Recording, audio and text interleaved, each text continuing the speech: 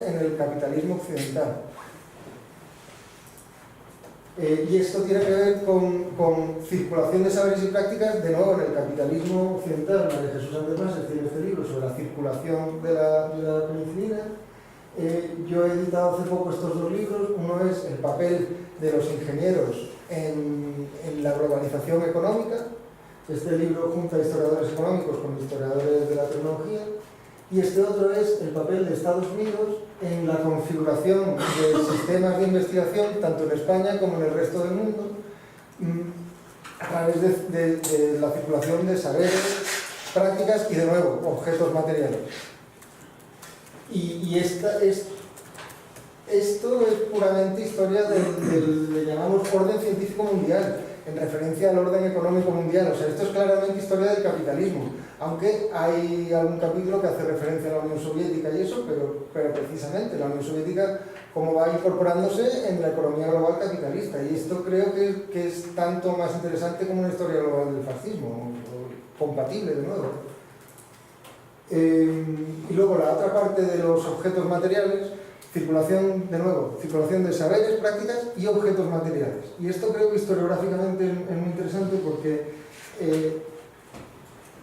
a mí me ha puesto en la dificultad de que Thiago Saraiva tiene razón cuando dice que en los últimos capítulos me dedico menos a estudios muy locales de la circulación de objetos materiales concretos, y creo que no es casual que esos subcapítulos sean los que se dedican precisamente a cosas de relaciones internacionales, a que sean los más transnacionales.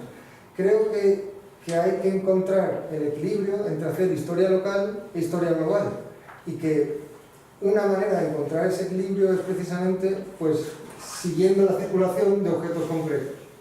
Y creo que eso puede ser una guía para hacer historias locales de lo global, digamos.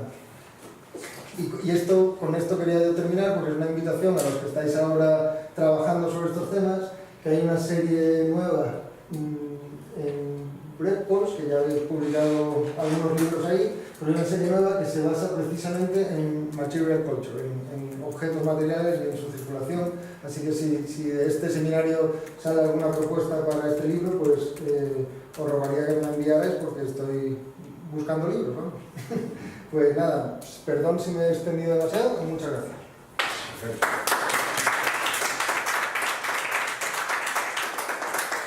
Bueno, pues pasamos la discusión conjunta. Bueno, muchas gracias. No estás solo, ya verás cómo no estás solo en este debate de relatos. No, claro, aquí somos por lo menos todos los que estamos aquí. Efectivamente. Bueno, pues muchas gracias. Muchas gracias a todos. Me alegro muchísimo de estar aquí. La historia, no solo la historia económica, como dice el libro, también la historia agrícola nos ha enseñado muchísimo, a mí por lo menos, y seguramente... Perdón.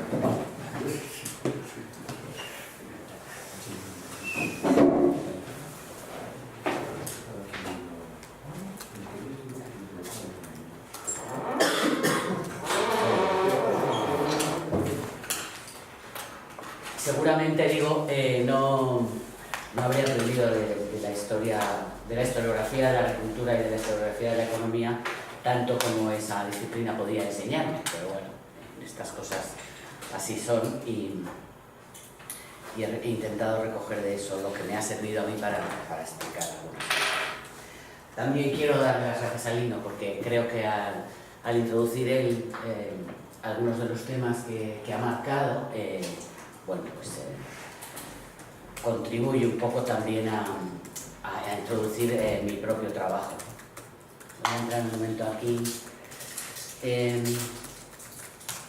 Y me alegra que él haya hecho mención del asunto de la cultura material, porque efectivamente la única manera que tenemos, por lo menos últimamente, de estudiar la circulación de saberes y prácticas es seguir a los objetos, ¿no? O sea que si el estudio de la historia de la ciencia es el estudio del conocimiento, lo fundamental de lo que sabemos sobre el mundo, sea este natural o artificial, es lo que sabemos cuando recibimos tales o cuales objetos. Es decir, el conocimiento viaja incorporado a las máquinas, a las semillas, a los libros y a las personas, a los dibujos, a las fotografías, ¿no? A las ilustraciones de las plantas de los viajes a ultramar, cuando la gente regresa y el viaje se convierte no solamente en un movimiento físico, sino en una metáfora de la adquisición de conocimiento. Entonces, el hecho de viajar, de ir y venir, de recoger información y regresar a la metrópoli cargados de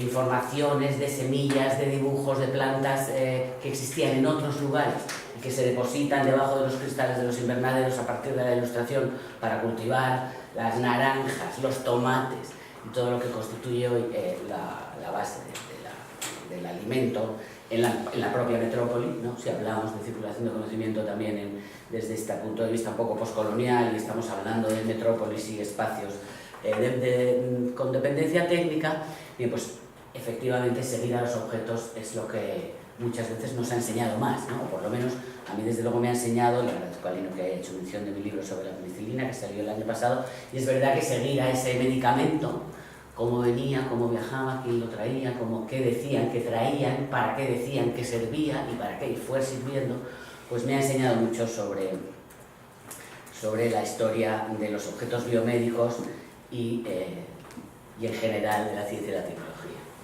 Bien, voy a ver si me da tiempo. Quería hacer una primera introducción al tema que me interesa más como marco general de la historia de las ciencias y las tecnologías en el siglo XX en España y sobre todo en el franquismo, que es la época que yo he estudiado más, desde el punto de vista de la construcción de políticas, de la denominada política científica, qué significaba eso, qué significaba entonces, qué significa ahora, y ver si de ahí luego puedo extraer, me da tiempo al caso de estudio del trigo durante el franquismo como objeto epistémico. Vamos a ver si me da tiempo, si no me aguanto y otro día me invitáis, vengo al trigo el año que viene.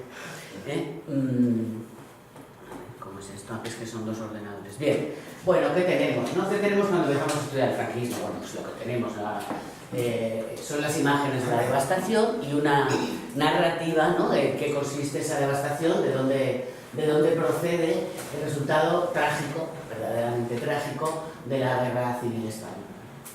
Tenemos que distinguir cuando hacemos el esfuerzo de reconstruir las ciencias en el franquismo, dos cosas muy importantes. Una es la historia propiamente, si es que fuera posible hacer esa distinción, que eso formaría parte del debate. Lo que sería la historia propiamente dicha y la historiografía. O sea, las maneras que se ha tenido, como ha dicho Lino, las maneras que ha tenido la disciplina, digamos, ¿no? El espacio del conocimiento de la historia, de hablar del franquismo. Y en eso estoy de acuerdo y creo que Lino lo formula de manera más informal, pero yo lo suscribo completamente, el hecho de que efectivamente no solamente es que España ha cambiado su paisaje, sus prácticas, sus políticas a lo largo de la segunda mitad del siglo XX, sino lo que ha cambiado sobre todo es la manera que tenemos de hablar de eso. Eso es lo que ha cambiado. Y entonces, en mucha más medida, seguramente. Y ha cambiado precisamente porque los periodos acaban, las personas se someten a procesos de educación también distintos y se hacen otras preguntas y sobre todo nos sometemos, como se sometió Franco también a su pesar, a la influencia extranjera. La influencia extranjera de la que nunca pudo escapar ningún régimen político. Entonces, el argumento principal mío en el relato que trato de construir sobre la historia de la política científica en España es decir que ahí juegan dos factores que pelean entre sí permanentemente, y uno es la situación que marca la propia dictadura y el otro es la influencia extraordinaria que supera al poder de Franco, que es la influencia extranjera que sale del nuevo orden cuando acaba la Segunda Guerra Mundial. Entonces, la aparición de todas las grandes instituciones internacionales someten a la política de la dictadura en muy buena parte a efectivamente ajustarse a lo que Lino llama, que es, ha denominado lo de la, digamos, la participación en el desarrollo del capitalismo del siglo XX. Entonces, hay dos cosas muy importantes que pasan en ese periodo, yo creo, que nos permiten explicar las cosas, y una es que los regímenes políticos y los dictatoriales y totalitarios, quizá más, nos ayudan a comprender esto más, no ocupan todos los espacios, que eso es evidente, bueno, eso es lo que cuenta la historia, ¿no? Sería una trivialidad, pero lo que no ocupan todos los espacios significa que las culturas y las prácticas se heredan y se transmiten y atraviesan las barreras que marcan los regímenes políticos. Entonces, el comunismo sobrevivió al franquismo y la cultura en favor de la educación, la formación y la investigación también. Entonces, ¿tiene sus crisis? Claro, como las crisis económicas, esas de las que hablan las citas de Prados de la Escultura. Claro que sí, hay altibajos. La historia, vosotros lo sabéis muchísimo mejor que yo, porque hay mucha más tradición de estudiar eso que de estudiar la historia de la ciencia y la tecnología del franquismo, que la historia no es una sucesión lineal de mejoras permanentes hacia la perfección, sino que hay crisis. La historia de la civilización es la historia de sus crisis, mucho más que la historia del denominado progreso. Bueno, entonces, tenemos esto que también Lino ha utilizado en su libro y que a mí me encanta, que en la reconstrucción que hace Guerrero de la historia de los edificios, ¿no? Son una metáfora excelente, pero además son una representación física, material, de lo que pasó con la transición de la Junta para Ampliación de Estudios al Consejo Superior de Investigaciones Científicas, mediada la guerra, la entrada de Franco en Madrid y la, digamos, la toma de posesión de la dictadura, ¿no? como gobernante, ¿no? Y de Franco como jefe de Estado.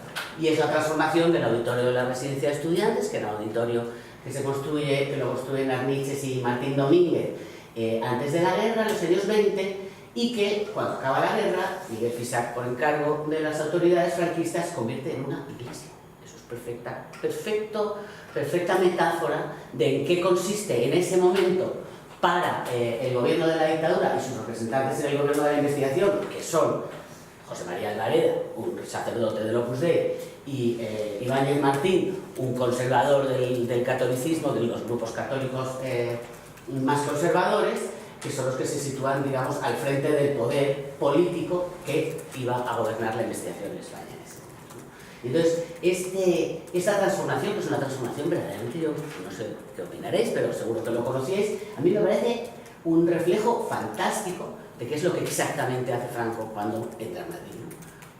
Convierte los auditorios culturales en iglesias. Bueno, esto es una representación perfecta de lo que fue la ideología y el comportamiento político-social del primer franquismo, ¿no? La represión, el terror y la imposición de las cosas, que se ve perfectamente aquí en la imposición sobre este edificio, ¿no?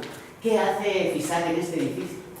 Fisac coloca sobre el auditorio de la residencia una bóveda que él había visto ya en la Biblioteca Nacional de Estocolmo, que había sido construida por Asplund, que era un arquitecto que podríamos considerar un arquitecto progresista y renovador de la arquitectura, que a su vez se había inspirado en un palacete precioso que hay en París, que se construye cuando se construyen las murallas de París para controlar el acceso de productos al interior de la ciudad, que se llama es un edificio precioso, entrar a verlo, aunque sea por internet, se llama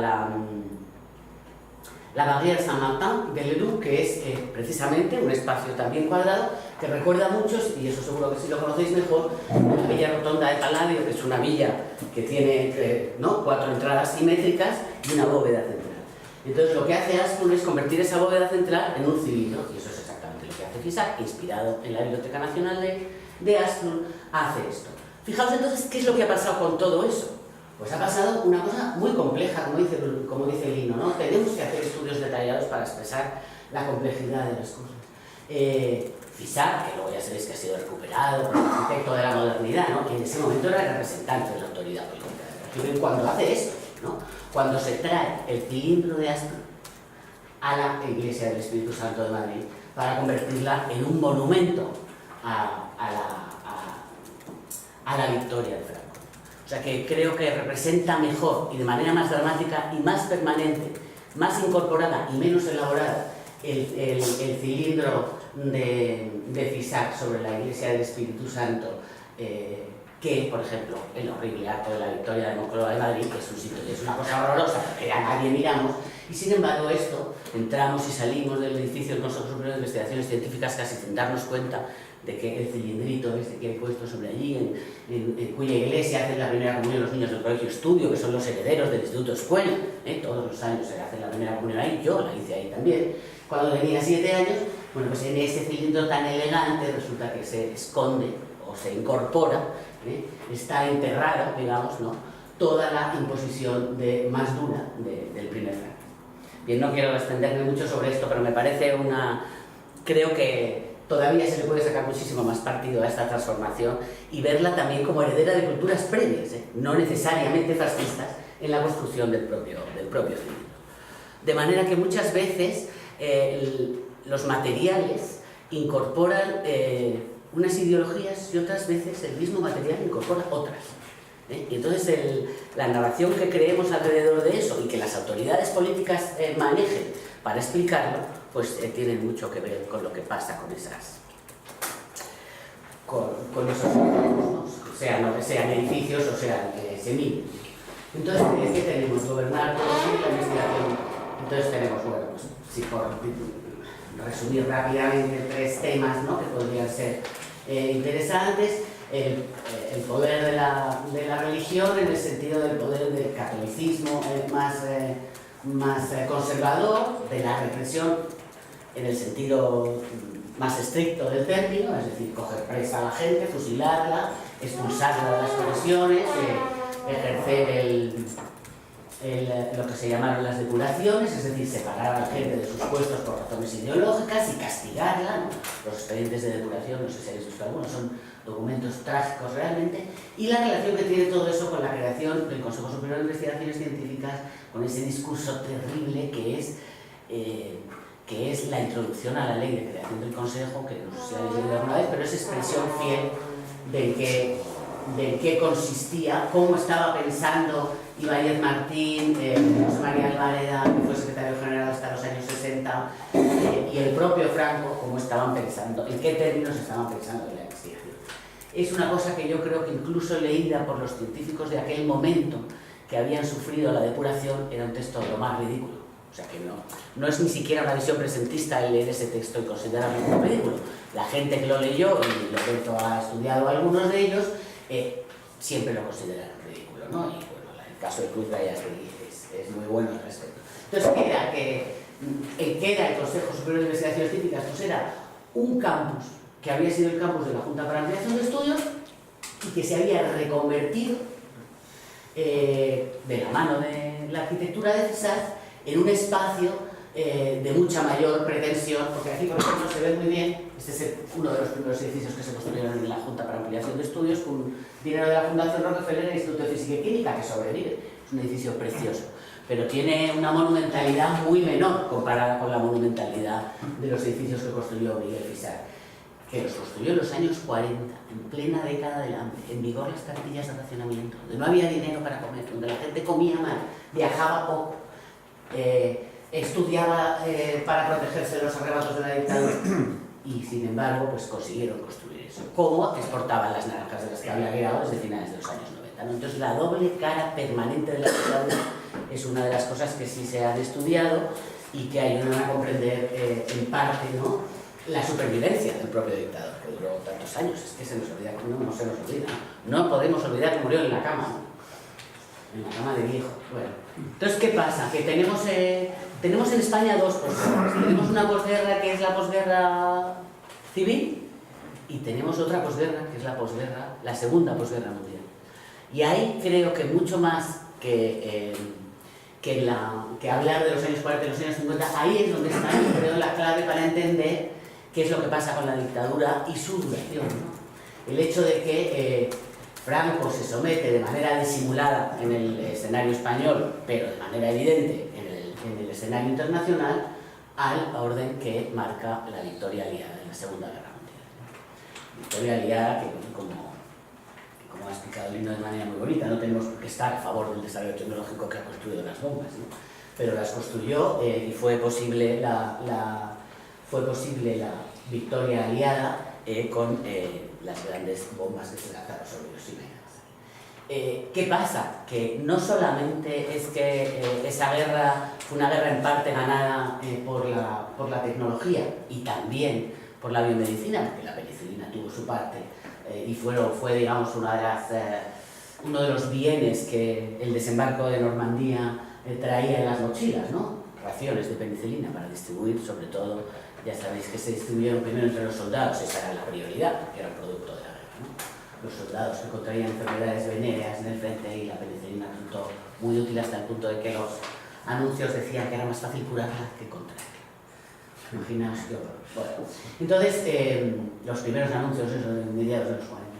Bueno, entonces tenemos, cuando entonces España recibe, porque verdaderamente no tuvo parte activa, como se sabe, en los resultados de la Segunda Guerra Mundial, entonces, ¿qué pasa cuando acaba esa guerra?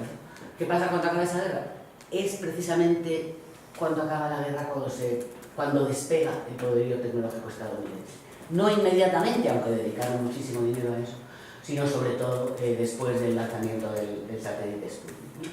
Cuando la guerra tecnológica con la Unión Soviética se dispara porque han ganado la ocupación del espacio. El Sputnik se lanzó antes que cualquier otro artilugio que Estados Unidos quisiera lanzar al espacio. Pero bueno, lo más importante que quería mencionar aquí es que es el reciclaje de la comunidad experta en física atómica y física nuclear el que marcó el despegue de las políticas en Estados Unidos a favor del desarrollo tecnológico, porque había que hacer algo con esa comunidad poderosísima que habían encerrado en Los Álamos, que habían mantenido en Chicago para desarrollar la tecnología que produjo el armamento atómico. Y no podían estar fabricando bombas toda la vida, porque muchos de los científicos habían empezado a criticar eso. Entonces crearon la Atomic Energy Commission, que es el reciclaje del proyecto Manhattan, digamos, por decirlo muy rápidamente, de manera muy simplista. Pero además es que Roosevelt, mientras ya se veía que la Segunda Guerra Mundial iba a terminar, encargó al jefe del esfuerzo de la guerra en Estados Unidos, a Vannevar Bush, hacer un informe sobre qué hacer con todo lo que la comunidad experta estadounidense había aprendido durante la guerra, cuando la guerra acabara. Vannevar Bush creó unos grupos de trabajo en el 44, finales del 44, principios del 45, para responder a esa petición que Roosevelt ya había hecho, y emitió un informe.